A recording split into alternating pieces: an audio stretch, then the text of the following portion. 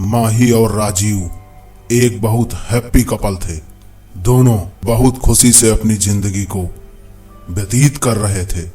उनकी एक 12 साल की बेटी भी थी जिसका नाम तपस्या था और वो भी हर समय खुश ही रहती थी। ये तीनों ऑस्ट्रेलिया में रहते थे और वहां पर रहते रहते एक दिन माही ने राजीव से कहा कि तुमने बताया था कि तुम्हारी एक पुश्तैनी हवेली भी है जो कि अब खाली पड़ी हुई है।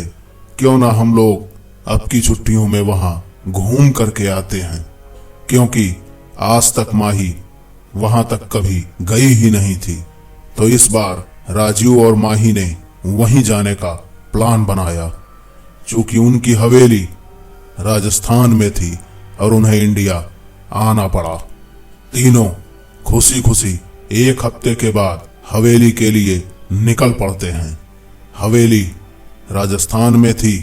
जाने से पहले राजीव ने वहां के वॉचमैन को साफ सफाई करने के लिए बोल दिया था और बताया था कि वो लोग आ रहे हैं। एक हफ्ते बाद तीनों हवेली के लिए निकल पड़ते हैं।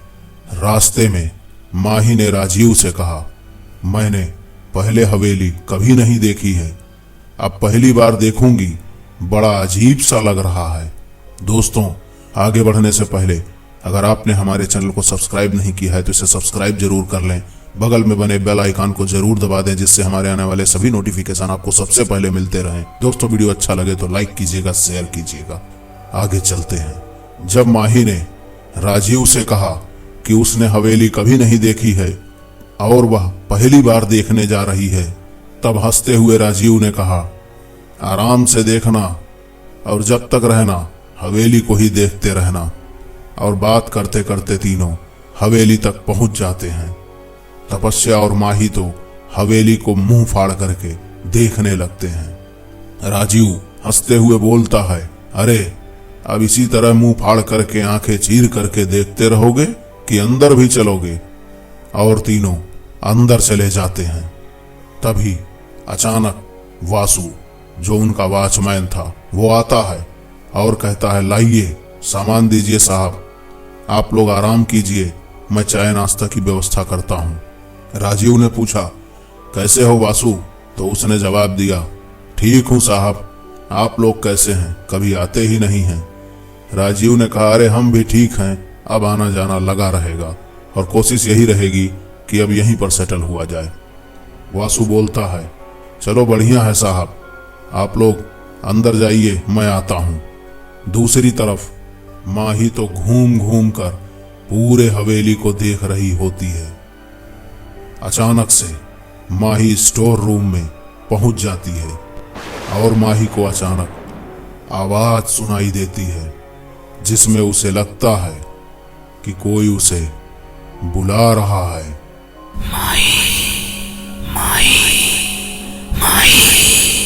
माही मुड़ करके देखती है पर कोई नहीं होता। 2-3 बार माही को ऐसा लगता है कि कोई आवाज धीरे धीरे दे रहा है पर वहां कोई नहीं होता है। माही थोड़ा डर जाती है, लेकिन वहां उसे एक गुड़िया दिखाई देती है जो बहुत धूल में ढकी होती है। उसे गुड़िया इतनी पसंद आती है, या यूं कहें कि गुड़िया उसे आकर्षित करने लगती है। लेकिन माही को वो गुड़िया थोड़ी अजीब भी लगती है, लेकिन उस गुड़िया में न जाने क्या आकर्षण था, क्या खिंचाव था कि माही उसे तपस्या के लिए उठा ही लाती है। और स्टोर रूम से बाहर आकर के जब वह तपस्या को गुड़िया देती है तो वह बहुत खुश होती है, पर माही को यह समझ नहीं आता कि वो आवाज उसे कहां से सुनाई दे रही थी। गुड़िया को देखकर न जाने क्यों राजीव को कुछ अजीब लगता है। उसे बार बार ऐसा लगता है कि जैसे ये गुड़िया उसने पहले भी कहीं देखी है। बात आई गई हो जाती है और माही धीरे धीरे सब भूल जाती है। रात का समय होता है और रात को डिनर के बाद जब सब सो रहे होते हैं, तभी अचानक जब राजीव की नींद खुलती है तो वो देखता है कि माही अपने बाल को फैला करके राजीव की तरफ अजीब निगाह से देख रही होती है। जिस तरह से वो देखती है, राजीव थोड़ा डर जाता है और माही से पूछता है, क्या हुआ माही, ऐसे क्यों बैठी हो? माही ने भी कुछ अजीब सी डरावनी आवाज में कहा, नींद नहीं आ रही है मुझे। राजीव डरते हुए बोलता है, अरे सोने की कोशिश तो करो, नींद आ जाएगी। माही ने दोबारा उसी डरावनी आवाज में बोला, कहा ना कि नींद नहीं आ रही है। राजीव फिर से पूछता है, तो क्या करना है तुम्हें, बताओ? सोने की कोशिश तो कर नहीं रही हो। और इस पर माही ने एक डरावनी मुस्कान के साथ बोला, खाना है, मुझे खाना है, इंसान का दिल खाना है। राजीव इसे सुन करके डर जाता है। वो बोलता है, ऐसा मजाक अच्छा नहीं होता है माही। और अचानक से कमरे में अंधेरा हो जाता है। न जाने लाइट भी उसी समय क्यों चली जाती है और माही अपनी आंखों से कुछ ऐसा करती है कि राजीव उसी जगह से ऊपर हवा में उड़ जाता है, या यूं कहें कि उठ जाता है। और माही बुरी तरीके से हंसने लगती है और कभी कभी रोने भी लगती है, जिससे राजीव बहुत डर जाता है। और अचानक माही राजीव को नीचे पटक देती है। राजीव को हल्की फुल्की चोट भी आई, लेकिन उससे ज्यादा उसका डर करके बुरा हाल हो चुका था।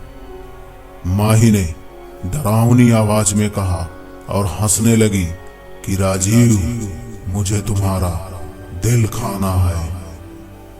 राजीव डर जाता है और अपनी बेटी तपस्या, जो कि एक कोने में उन आवाजों को सुन करके जग करके खड़ी हुई थी, वो भी अपनी गुड़िया के साथ उसे गोद में उठाकर वो हवेली के बाहर भागता है।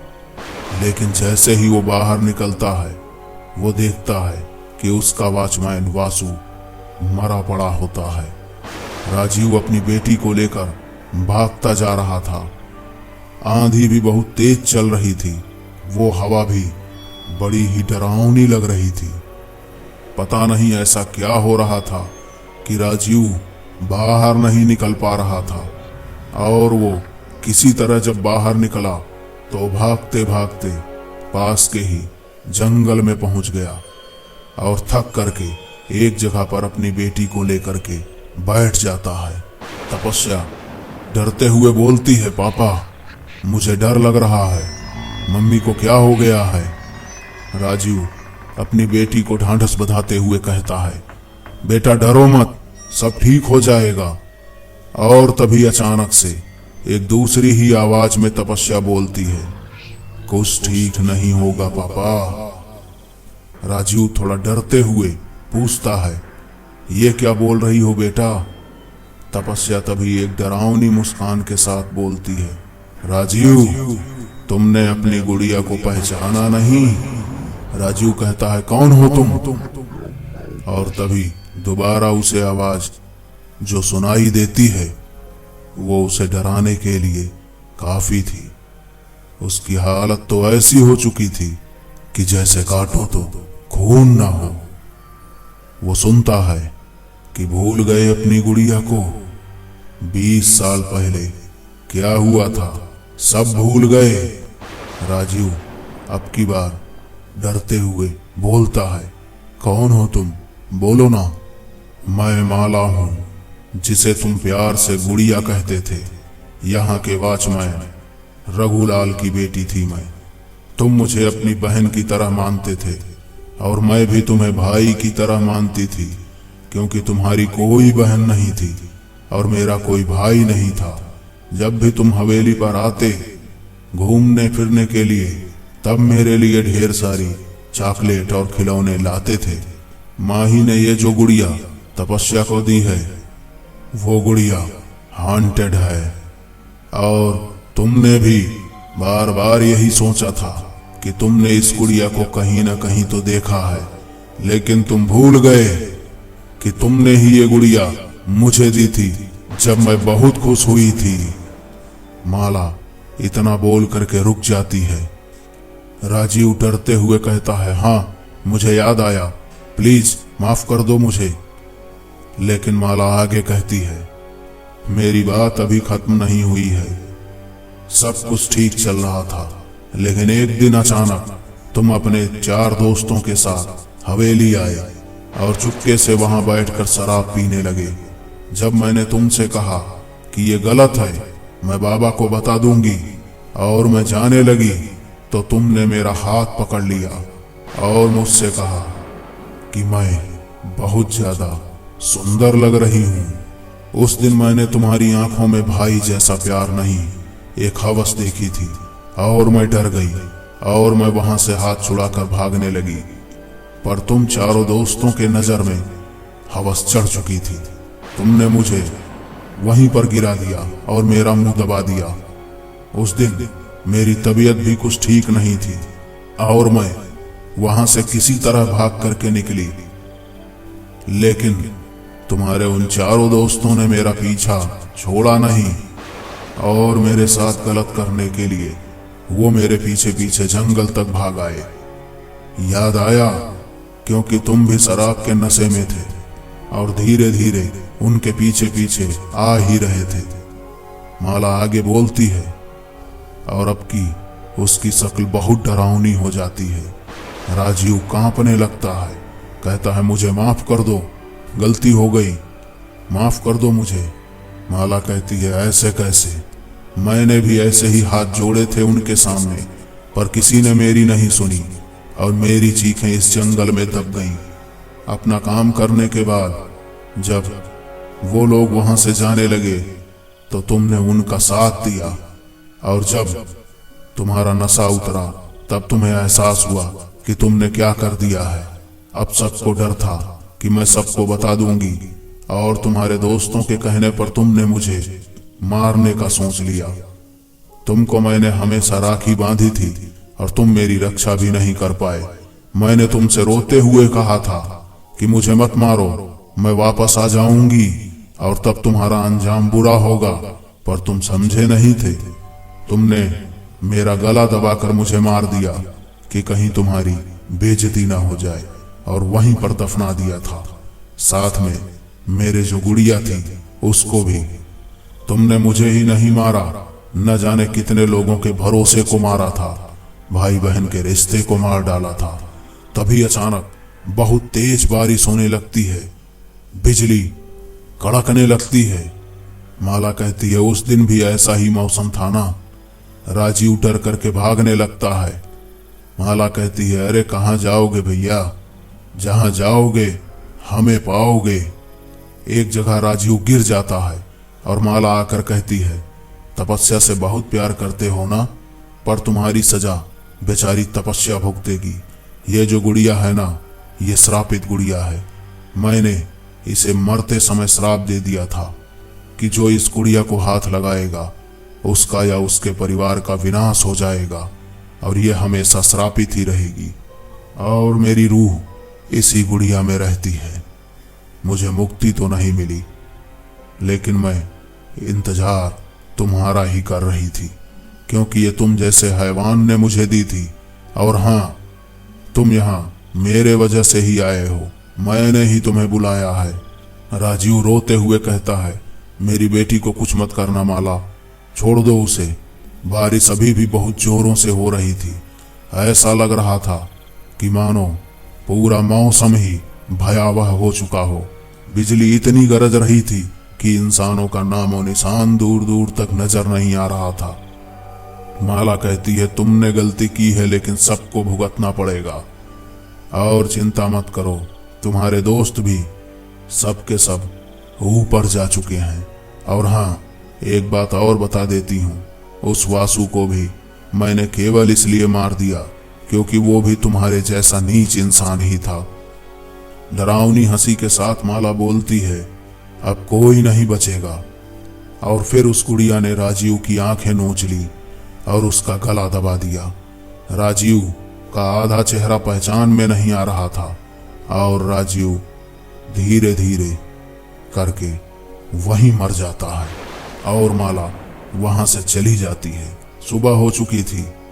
माही को होश आता है। वो इधर उधर राजीव को खोजती है। तभी उसे राजीव की लाश के बारे में पता चलता है। माही वहां पहुंच जाती है और राजीव को इस हालत में देख करके उसकी चीख निकल जाती है।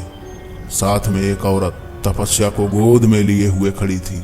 तपस्या बहुत डरी हुई थी और भाग करके माही की गोद में चली जाती है, लेकिन उसके पास वो गुड़िया नहीं होती है। शायद माला ने एक मासूम लड़की को माफ कर दिया था। इस तरह से एक दर्दनाक अतीत का अंत होता है जो बहुत ही खतरनाक था। दोस्तों, ये थी आज की कहानी। आपको कैसी लगी? इतना जरूर ध्यान रखिएगा कि नशा हर बुराई का घर होता है, इसलिए कोशिश करें इससे दूर रहें। दोस्तों, वीडियो अच्छा लगे तो लाइक कीजिएगा, शेयर कीजिएगा और दोस्तों चैनल को सब्सक्राइब नहीं किया तो सब्सक्राइब कीजिए। द हंटेड अर्थ इंडिया को बगल में बने बेल आइकन को जरूर दबाइए, जिससे कि हमारे आने वाले सभी नोटिफिकेशन आपको सबसे पहले मिलते रहें। दोस्तों, तब तक के लिए स्वस्थ रहें, खुश रहें। Thank you.